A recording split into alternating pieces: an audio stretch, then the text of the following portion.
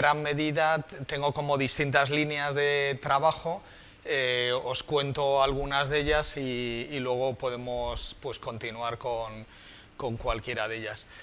Por una parte tengo un estudio, trabajan 11 personas, sobre todo del ámbito de la escultura, también del ámbito de la gestión y el mercado del arte, ¿no?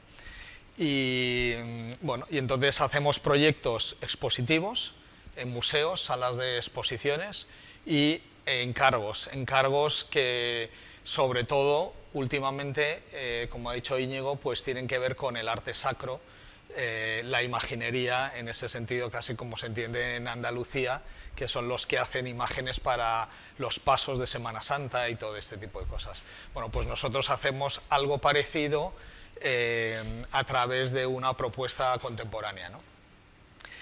Y en tercer lugar, aparte de estas dos cosas, también desarrollamos en el estudio proyectos de gestión cultural. A través de una fundación que creamos, Fundación Vía del Arte, organizamos cosas, actividades como el Observatorio de lo Invisible, que luego, si me recordáis, cuento algunas cosas también porque el Observatorio de lo Invisible tiene un convenio con la universidad, la UIC, de tal forma que beca a alumnos de aquí para poder ir y te pagan el 50% de la matrícula, o sea que está muy bien y os invito ya desde ahora a que aprovechéis esa oportunidad que tenéis, ¿no? Y bueno, entonces estos tres, digamos, ámbitos son a lo que me dedico.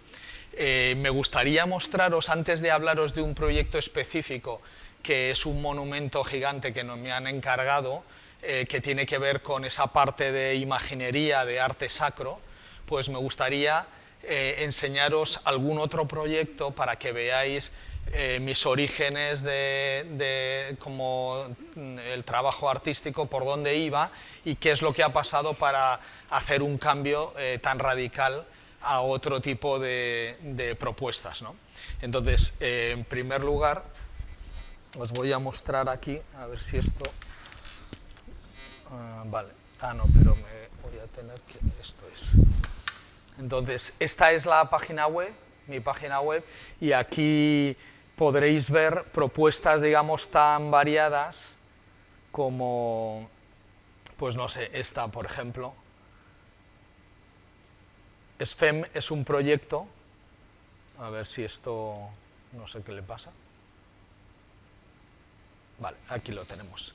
Pues este es un proyecto de prototipos, habitáculos, que desarrollé durante una estancia en la Academia España en Roma y luego se completó en Nueva York.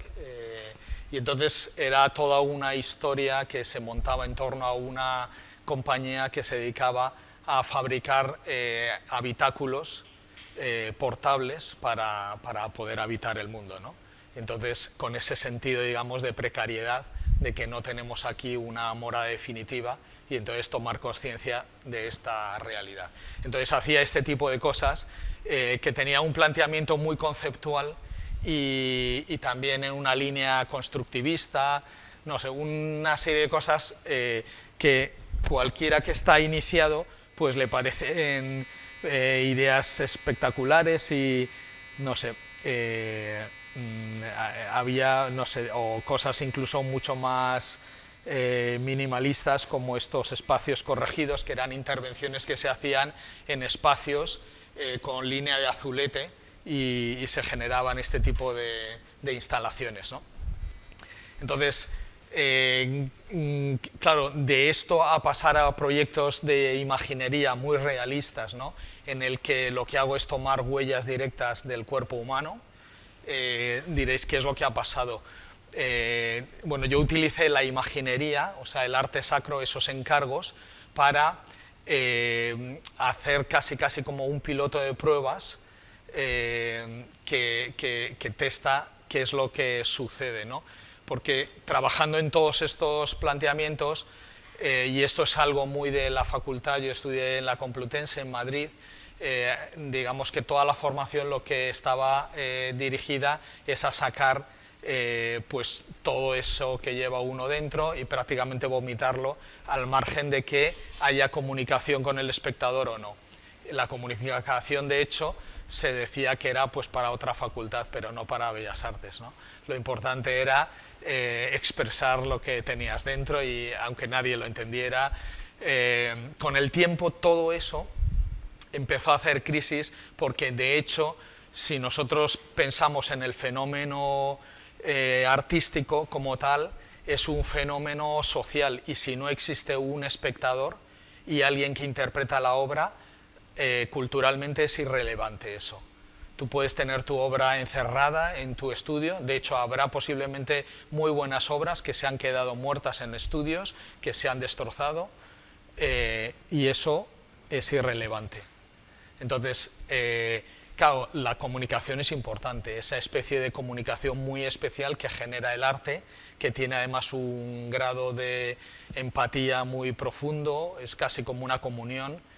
De hecho, eso se observa en un concierto. Tú estás en el concierto y ahí está sucediendo algo que te une a gente muy, muy distinta a ti, con la que a lo mejor no tienes mucha conexión, pero en ese momento, y escuchando esa pieza, de repente se produce una especie de comunión bestial de que todos participáis de lo mismo. Y no sabes muy bien qué es eso, pero todos estáis viviendo esa experiencia, ¿no?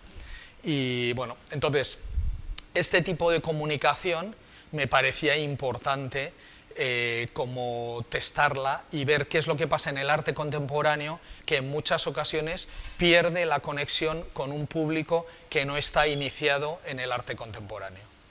Entonces, ¿qué es lo que pasa que le exigimos a un público cuando nunca en la historia se ha exigido unos niveles, digamos, de conocimiento tan altos o tan de especialistas, ¿no? Entonces me planteé todo eso y el resultado fue hacerlo a través de una imagen que se va a destinar a la devoción popular, o sea que va a estar en una iglesia, la gente va a ir ahí y va a rezar. Entonces ahí, claro, sería una impostura plantearle al que va a rezar delante de esa imagen, pues que primero tiene que saber un tratado de teología, porque dicen, bueno, pues a ver, o sea que la interpretación y la contemplación habría que escalarla en distintos niveles, pero de tal forma que uno sin conocimientos previos pudiera llegar a disfrutar y a conectar con esas piezas. Y en otros niveles pudiera llegar a un plano muy intelectual como muy elevado, ¿no? Entonces, todo esto es lo que ensayamos a través de estas piezas. En medio, por ejemplo, hice propuestas como este libro, Revelations, que es un libro sobre un psiquiátrico en París. Entonces, esto en principio era un proyecto destinado al fracaso, porque un fotolibro sobre un psiquiátrico, pues claro, esto no vende en absoluto, ¿no? Con lo cual, le tengo que dar aquí 2 veces, ¿no?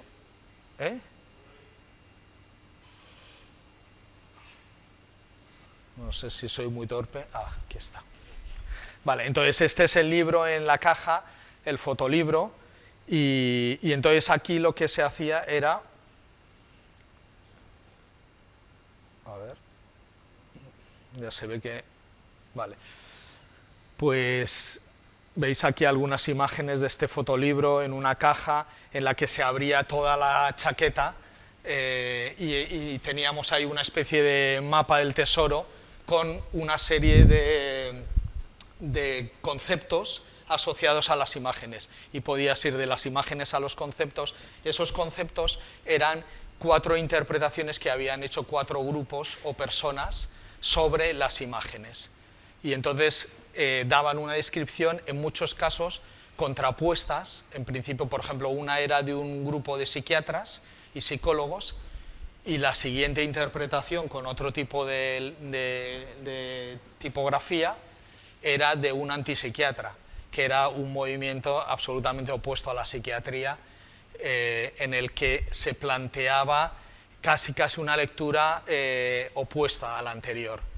Eran 2 interpretaciones, pero luego había la interpretación de un cura que hizo una especie de lectura de las imágenes utilizando textos bíblicos. Y entonces de repente decía abismo, un abismo llama a otro abismo, y era comentando una imagen, ¿no? Entonces, esas interpretaciones al final lo que estaban planteando es que tú tenías que tomar partido y hacer una interpretación sobre las imágenes de este libro que no tenían texto, estaban despojadas de toda lectura preconcebida. El libro lo abrías y solo eran fotografías de un psiquiátrico, ordenadas en una secuencia y ya está, como una película, ¿no? Bueno, pues esto entabló una relación muy potente con todo eso que se llama en la historia de la pintura el tratado de las pasiones humanas, o sea, los sentimientos, las cosas que reproducen los estados del alma. Y resulta que aquí en esta iconografía de la Salpêtrière, fotográfica, un proyecto ilustrado, colonialista, de la época francesa de las luces, ¿no? Un intento de llegar al progreso a través de la razón, se producía toda esa especie de catálogo que era muy parecido a la historia de la pintura en Occidente, en el que tenías todas las poses, desde las crucifixiones, los éxtasis, las dormiciones, mil imágenes que proceden, pero en este caso en un planteamiento documental. Entonces, esto fue resultado de todo ese planteamiento en el que trabajé con las imágenes, con los encargos religiosos, para cuestionarme si podía tener una conexión directa con el espectador.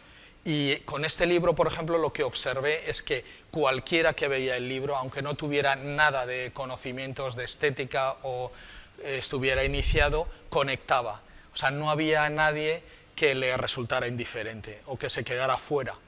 Había gente que lo rechazaba directamente, decía, no puedo ver este libro, es demasiado duro para mí, y lo cerraba. Y otros que se echaban a llorar, no sé, reacciones muy variadas, ¿no?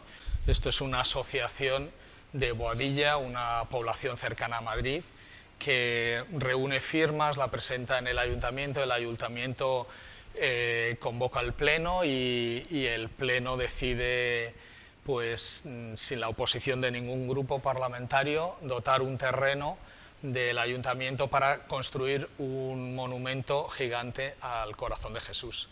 Esto en el siglo XXI, ¿no? Ahora mismo hace unos... Entonces, una cosa bastante peculiar. Y me piden que haga un proyecto para hacer un monumento. Yo les planteo hacer un monumento para el siglo XXI y en el que sobre todo se va a propiciar una experiencia, digamos, sensorial, de tal forma que es parecido a lo que uno hace cuando entra en una instalación en un museo en el que recibe inputs muy variados, ¿no? Y esto fue lo que hicimos con este proyecto, ¿no? A ver, vamos a ver. Vale, ahí tenéis como un esquema de los distintos monumentos. Este es el Cristo del Corcovado, que tiene 30 metros de altura. En este caso, este se plantea como 37 metros de altura, pero fijaros el volumen. Y además que está en sección, está cortado, de tal forma que este sería el suelo, la tierra.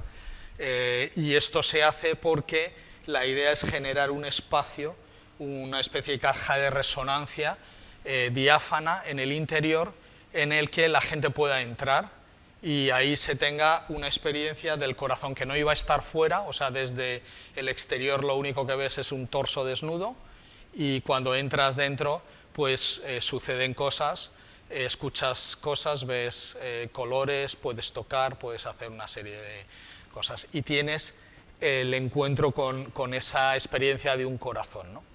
Entonces este era un poco el planteamiento que les hice a los de la asociación.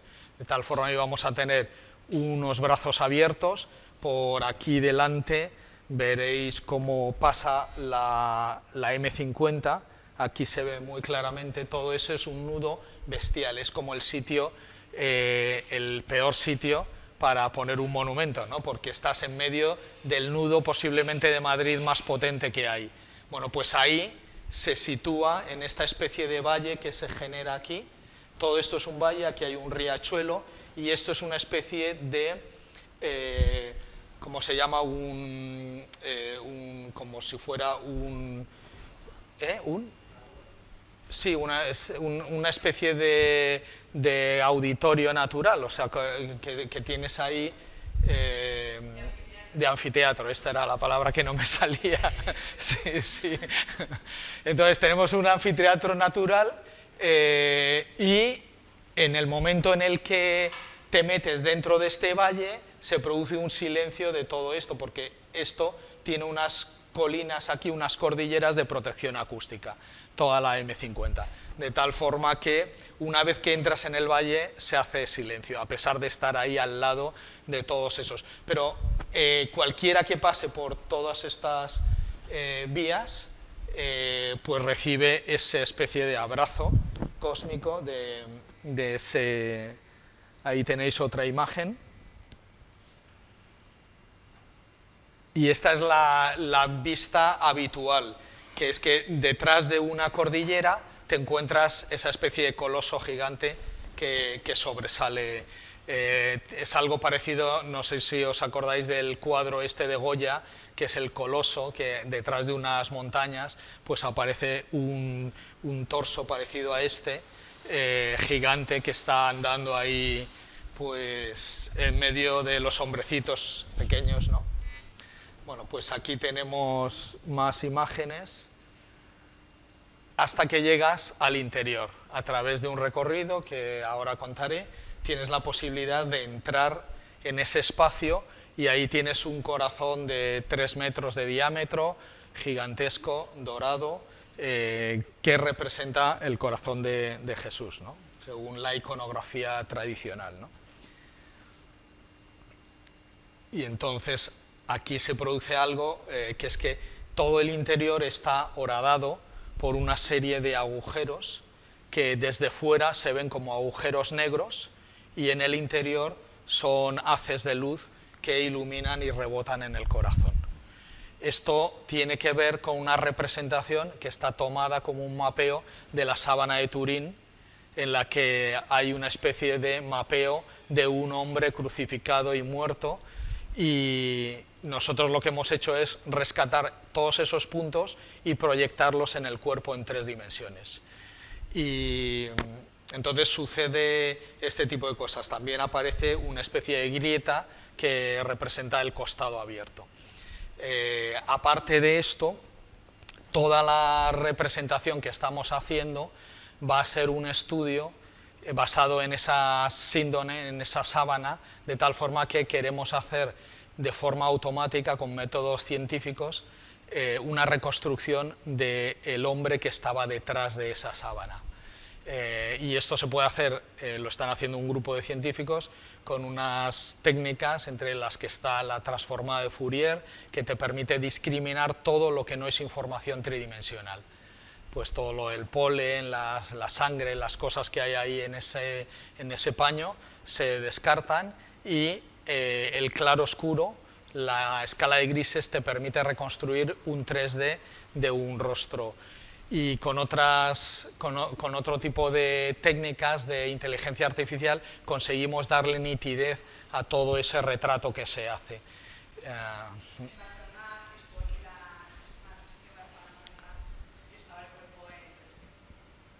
Que sí, se llama The Mystery Man. Sí, vale. Eso es, o sea, yo vi esa exposición, está muy bien, es una presentación de todo ese asunto, ¿no? En ese caso, la interpretación que se hizo, porque es una interpretación que hicieron unos escultores, o sea, es fruto de una interpretación artística. Es cierto que ellos tenían todos los datos y entonces reconstruyeron con todos esos datos lo que sería ese cuerpo, ¿no? Pero aquí lo que queremos es hacer una pintura automática, una escultura automática, o sea, sin la intervención de la mano del artista, que es el origen de la iconografía. Los iconos aparecen en la historia del arte en el siglo I como consecuencia de una reliquia que supuestamente ahí existe, en la que directamente se ha imprimido el rostro de Cristo en un paño. De eso hay varias tradiciones, pero se venera esa reliquia. Y entonces van ahí a ver ese paño y entonces lo que hacen los pintores es intentar imitar ese rostro que ha sido grabado sin la intervención del pincel del artista. Entonces aquí lo que queremos es emular ese proceso automático de pintar o esculpir, en este caso, sin la intervención de la mano del artista, simplemente reproduciendo automáticamente como hace el fotógrafo, que pone un negativo fotográfico y entonces se emulsiona el rostro en esa superficie, pero es un proceso con un grado de automatismo, ¿no? Luego, por supuesto que el artista interviene, el escultor escoge la posición, si abre las manos, si no, si abre los ojos, si los cierra, ese tipo de cosas. Los pintores de iconos, de hecho, no se consideran como tal artistas, son son instrumentos de un fenómeno que aparece, que es una especie de epifanía, una manifestación de lo sagrado, pero ellos tienen que quitar su gesto personal, su huella expresionista, para que aparezca ese fenómeno que les supera. Y entonces eso tiene que ver con esto, con la aparición de la imagen a partir de esa huella, ¿no? Entonces nosotros, a fin de cuentas, lo que queremos hacer es plantear una escultura que sea una huella de esa información que tenemos bidimensional, pero que podemos llevar a las 3 dimensiones. Bueno, esto vamos a ver el intento si fracasa o no, o qué sucede, ¿no? Porque tiene su riesgo, ¿no? Pero sí nos gustaría llevarlo al máximo que se pueda, ¿no? Y bueno, y eso implica trabajar también con gente que desde el punto de vista científico te puede dar una respuesta sin que yo dé la respuesta. O sea, para mí va a ser un descubrimiento qué es lo que sale al final de eso. Aquí tenéis un esquema que se muestra cuál va a ser, digamos, el mecanismo de todo esto. Y esto en concreto, la idea me la dieron unas monjas carmelitas, les dejé una maqueta que hicimos y entonces al acabar, la tuvieron varias semanas y entonces me dijeron, bueno, lo que pensamos es que no tiene sentido que suba todo el mundo arriba al corazón, porque al principio yo lo había planteado para que aquí había una especie de piso y entonces todo el mundo tenía que subir, habría que hacer un ascensor, unas escaleras, con todo lo que supone, un lío espectacular y sobre todo que no era viable, aparte del encarecimiento que tenía el proyecto. Entonces ellas lo que me dijeron, no, si lo que tiene que hacer es el corazón bajar al suelo. Y entonces dije, caramba, pues sí, la verdad es que... Y entonces se me ocurrió hacer un sistema de poleas para que cada día, cuando el sol aparece por aquí, el cuerpo está orientado de tal forma que la herida del costado, esa llaga, está orientado al sol naciente. Cuando el sol sale cada día, el primer rayo de sol atraviesa todo el costado y se produce en esa caja de resonancia que decía, empieza a rebotar en el interior todos esos haces de luz, rebota en el corazón de oro y en ese momento se activa el mecanismo. Y el mecanismo lo que hace es que, mediante ese sistema de poleas, poco a poco, muy lentamente va bajando hasta el suelo y se produce esa especie de imagen del abajamiento de ese corazón a la tierra, ¿no? Para que todo el mundo pueda acercarse. Esto, la idea es que sea un templo, o sea, que sea un sagrario eucarístico y que la gente se pueda acercar, cada uno pues si tiene fe, a adorarlo o a estar ahí en silencio, lo que cada uno quiera. Y entonces el corazón baja, como lo tenéis aquí, durante el día está ahí abajo y a última hora del día, cuando anochece, de nuevo vuelve otra vez a ascender hasta su lugar anatómico. Y en ese momento lo que se produce es que el corazón se retroilumina y entonces se produce el proceso inverso.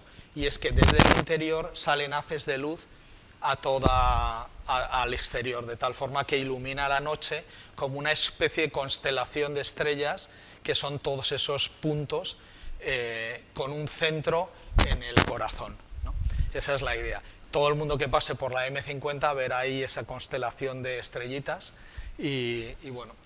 Este es como todo el mecanismo. Y luego también tendrá la posibilidad de subir y de subir hasta arriba mediante un sistema de escaleras, o de subir aquí a esta especie de cúpula en la que también están todos las huellas de la corona de espinas, ¿no? Y por primera vez podrás ver lo que se ve desde los ojos de Jesús, todo ese landscape. Bueno, en el momento en el que refleja la luz se activa todo el mecanismo, o sea que eso irá variando según el momento del día, o sea, según el momento del año, pues se activará en un momento u otro, ¿no?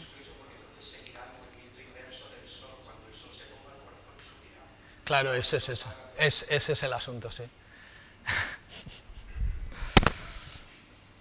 Bueno, aquí tenéis una planta en la que todo ese paño que hay pues se extiende y se sale de madre y genera una especie de lugar en el que se va a hacer, lo voy a poner anteriormente, en el que se va a hacer todo esto de aquí como una especie de sala de exposiciones que presente la escuela del corazón de Jesús y quienes pertenecen, digamos, a esa escuela. Y entonces ahí se hablará de esos que están en la escuela, que realmente son los que han tenido un contacto directo con el corazón físico de Jesús según la tradición, ¿no? Entonces, aparte de lo que os contaba, que me dijeron las monjas, también me dijeron otro consejo que también voy a incorporar al proyecto, y es que me dijeron que tenía que haber 5 entradas. Si os dais cuenta, aquí en este proyecto todavía pues hay 2 entradas por aquí y no hay previstas ninguna otra más. Pues ahora se van a completar a 5, porque ellas me decían que 5 eran las llagas, según una tradición mística en el cristianismo. Esas llagas son como el acceso al torrente circulatorio, y ese torrente circulatorio conecta con el corazón. Entonces, de esa forma poético-mística, las entradas aquí también representarán esas 5 llagas, ¿no? Y permitirán que cada uno pueda acceder. Bueno, y aquí tenéis... bueno, y entonces, ¿quién está en esa escuela del corazón? Pues ahí tenemos, la primera es la Virgen María, que ha estado muy cerca del corazón. Muy cerca del corazón a unos centímetros, ¿no? Pero no solo eso, sino que el corazón de María era, como pasa en cualquier embarazo, es el que oxigena la sangre que llega al corazón del niño. Y entonces eso es bastante heavy, porque implica, desde el punto de vista simbólico, sabéis que el neuma, el hálito, es la imagen del Espíritu Santo. Entonces, según la tradición cristiana, María es la que recibe, por acción del Espíritu Santo, es fecundada, y por acción del Espíritu Santo se convierte en la Madre de Dios, ¿no? De esta forma, además, no solo eso, sino que ella es la que otorga el Espíritu Santo físicamente, corporalmente, a través de ese oxígeno al propio Verbo encarnado, ¿no? Entonces, de esa forma, claro, la implicación que tiene para una madre, la conexión con el hijo, pues las que seáis madres lo sabréis. Yo no tengo ni idea, sé la que tiene un hijo con su madre, y vamos, en mi caso yo puedo decir que hay una telepatía alucinante entre mi madre y yo. A veces digo, pero ¿cómo sabes estas cosas? Pero basta con que me vea que se produce esa conexión, ¿no? Bueno, pues aquí de alguna forma sucedió algo parecido. De hecho, en toda la tradición siempre a la Virgen María se le representa como el corazón dulcísimo, aquel que fue traspasado por una espada, según la profecía de Simeón, si no me equivoco. O de Zacarías, Simeón, sí. Vale. Entonces, en esa tradición lo que hay es el vínculo tan estrecho que había entre los dos corazones. Cuando ella está al pie de la cruz, según dice Juan, pues ella está sufriendo el mismo dolor que sufre el corazón traspasado por la lanza de Cristo, ¿no? Entonces, esa conexión debió ser muy potente. Yo tengo una teoría, y es que la Virgen María debió tener esa corazonada tan alucinante que tienen las madres en el momento en el que se produce la resurrección de ese corazón que vuelve a latir. Seguro que la primera que se sobresaltó por la noche en esa aurora pues fue la Virgen, en el momento en el que notó que algo había latido de nuevo, ¿no? Y esas conexiones de corazón pues son muy impresionantes cómo se producen en la vida real entre madres y hijos, ¿no? Bueno, pues aquí tenemos la primera que está en esta escuela. Esta es una imagen muy popular, la he traído por eso, porque fijaros de las cajas que os enseñaba antes a este tipo de trabajos en los que yo suelo hacer imágenes por contacto directo con el modelo, de tal forma que de hecho trabajo físicamente con un cuerpo que luego visto y entonces bueno, pues y esto tiene sus como implicaciones y también su historia, pero si da tiempo ya os contaré un poco más. Yo estuve durante la crisis del 2008, me tuve que ir a China porque aquí prácticamente es que no había trabajo, el mercado del arte se destrozó, estaba, vamos, una situación muy... Y me invitaron en el grupo Swatch, tiene un programa Artistas en Residencia, me fui a China y estuve al final 3 años. Durante ese tiempo le dejé mi estudio a José P. Manglano, que es el fundador de Hakuna. Y entonces él tenía ahí su despacho y también iniciaba pues todo lo del grupo de Hakuna, empezaban a cantar pues las canciones estas y tal, ¿no? Y entonces pues nada, cuando volví pues recuperé mi estudio y entonces él me encargó hacer una imagen, una virgen que digamos reflejara toda esa espiritualidad de vivir de rodillas y abrazados en torno a la Eucaristía. Y entonces es cuando surgió esa imagen, ¿no? Al principio ellos tenían como la idea que a mí no me convencía, claro, esto siempre es una especie de... o sea, yo le pido a la gente que se fíe porque al final... no sé, el que sabe cómo, digamos, plasmar las ideas y cómo hacerlo en algo que tiene que ser muy, muy popular, porque ese es el objetivo, o sea, que haya una devoción popular muy grande. Entonces ellos tenían la idea de poner a la Virgen como abrazando una gran hostia y a mí me parecía súper grotesco, una cosa que no iba a funcionar, ¿no? Porque la devoción popular me parece que tiene que surgir de un fenómeno humano muy universal, ¿no? Y entonces es cuando se me ocurrió lo de, oye, si la ponemos embarazada a la Virgen, en ese momento es algo tan sencillo mostrar el gesto de una madre que abraza a su tripa, que es algo súper común, y ya con eso se genera un gesto universal que puede ser, puede conectar cualquiera, ¿no? Y entonces así es como surgió la propuesta, se lo enseñé en una maqueta y les encantó. Y luego, en efecto, cuando lo sacamos se hizo muy popular y nada, así. Y esa es la de Hakuna. Esta también tiene otra historia muy alucinante porque la chica que hizo de modelo, en ese momento yo estaba dando clases en la universidad y tenía una alumna que tenía un rostro así como muy renacentista, lleno de paz, era una cosa muy, muy especial, ¿no? Y entonces le propuse si quería ser la modelo para este encargo que me habían hecho. Y entonces ella me dijo que sí, que le gustaba mucho la idea, tal y cual. Y estuvimos haciendo pues el trabajo, ella se metió en el papel, yo le decía, date cuenta que te tienes que meter como si estuvieras embarazada de Dios, y entonces tienes que estar como en oración, una cosa así muy... Entonces ella lo hizo muy bien y nada, terminamos la escultura, la llevamos al monasterio y se empezó a hacer una devoción muy grande, muy popular. La gente iba ahí, se abrazaba, sucedían cosas, ellas me contaban milagros, cosas muy impresionantes a veces. Pero, o sea, a veces, vamos, es que luego si queréis puedo contar alguna cosa, pero...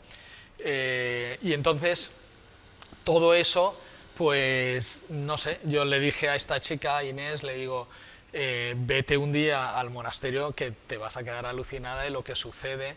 La gente le mete papelitos aquí con intenciones a la Virgen, se abraza, no sé, cosas. Y ella me dijo que no le interesaba nada, que sí, que se lo había pasado muy bien y tal, pero que la religión no iba con ella.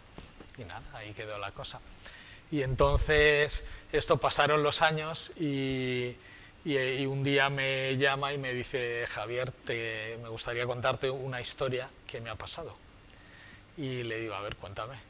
Entonces dice, pues mira, cuando nosotros nos conocimos, yo estaba, vamos, muy alejada de Dios porque resulta que mi padre murió cuando yo tenía 16 años.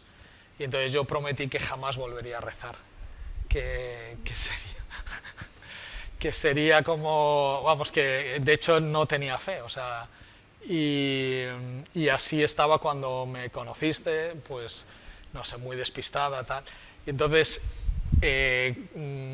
como consecuencia de eso, pues nada, ella se fue a celebrar, yo le pagué pues lo que corresponde a los modelos, y entonces ella se fue a celebrarlo con sus amigos y tal, a un karaoke. En ese sitio conoció a un chico, empezó a hablar con él, le caía muy bien, qué tío más majo, tal. Tenía una pega, que es que era cristiano, y entonces ella decía, pero ¿cómo puede ser tan...? Pero bueno, el asunto es que siguieron viéndose, al cabo de un año empezaron a salir. Y entonces este tío le decía, Inés, tienes que ir a un monasterio en el que hay una escultura de la Virgen que te vas a quedar alucinada de lo increíble que es, ¿no? Y entonces insistió tanto que esta dijo, venga, pues aunque sea por pesado, pues vamos un día. Entonces cuando llegó allí, claro, se dio cuenta de que la escultura era para la que había posado. Ella no sabía, no tenía ni idea de dónde estaba esa escultura para porque no le interesaba, ¿no? Y entonces cuando llegó allí, claro, pues fue un shock tremendo, ¿no? Y su novio, claro, también alucinaba porque dice, joder, no me he dado cuenta de que la Virgen y mi novia eran la misma, ¿no? Entonces, y entonces ella empezó ahí como un proceso de transformación, así, de conversión muy gordo. Puso como muchas cosas en duda, también le parecía increíble su historia, como parecía que todo estaba planificado y alguien le iba conduciendo por unos sitios que ella no quería ir, pero el asunto es que se le iba dando su propia historia, ¿no? Ella no controlaba lo que sucedía, ¿no? Y luego, por otra parte, ella sentía mucha vergüenza porque decía, jo, es que mi vida es un desastre y claro, no sé, esto me supera. Y que haya sido la modelo de la Virgen, tal, es como algo... Todo es total que en ese momento me decía, y ahora fíjate, me casé con este chico, nos hemos venido a vivir a Ibiza, yo soy la delegada de comunicación de la diócesis de Ibiza, y nos hemos hecho del camino neocatecumenal. O sea que ya era como increíble. Entonces yo esto siempre lo digo a mis modelos que es una actividad de riesgo, vamos, la que van a emprender. Y de hecho ha sucedido porque con el Cristo este que os he enseñado, el modelo fue en un observatorio de lo invisible, fue Gonzalo Jarrín, que este tipo estuvo haciendo prácticas en mi estudio, no tenía dinero y le dije, bueno, vente y haces de modelo y entonces puedes venir al observatorio y no te cobro. Y entonces hicimos ese intercambio y él posó y entonces al cabo de un año, después de eso, empezó a trabajar en mi estudio como escultor. Y entonces al cabo de un año él dio la noticia en mi estudio de que se iba de monje a un monasterio. Entonces, claro, todo el mundo dice, pero Gonzalo, ¿qué te ha pasado, tío? Que ahí en el estudio decían, pero si tú tienes tatus y piercing por todos lados y tal, ¿qué te ha pasado, no? Y el tipo, pues lo mismo, otro caso de estos así, y hay bastantes casos de gente, actores que interpretan en La Pasión también sucedió, The Passion, sucedió cosas de estas, o sea que suele ser un tema como bastante interesante, ¿no? O sea, el arte se ha inventado, podemos decir, para hablar, para mostrar todo aquello que no se conoce, que son los misterios del ser humano. ¿Qué hacemos aquí? ¿De dónde venimos? ¿A dónde vamos? ¿Qué hay después de la muerte? Todas esas incógnitas que en el fondo son las grandes preocupaciones, ¿no? Pues para eso tenemos el arte, ¿no? Y a veces no significa entender o llegar al hallazgo, ya entiendo, ya sé lo que hay después de la muerte, pero sí que te permite el arte contemplar cómo estamos hechos, cuáles son nuestros anhelos. Y entonces dices, oye, o el hombre es un absurdo, o a lo mejor resulta que todo eso que habla de cómo somos es porque realmente somos así, o sea, forma parte de la realidad de nuestra condición, responde a esa realidad de cómo somos, ¿no?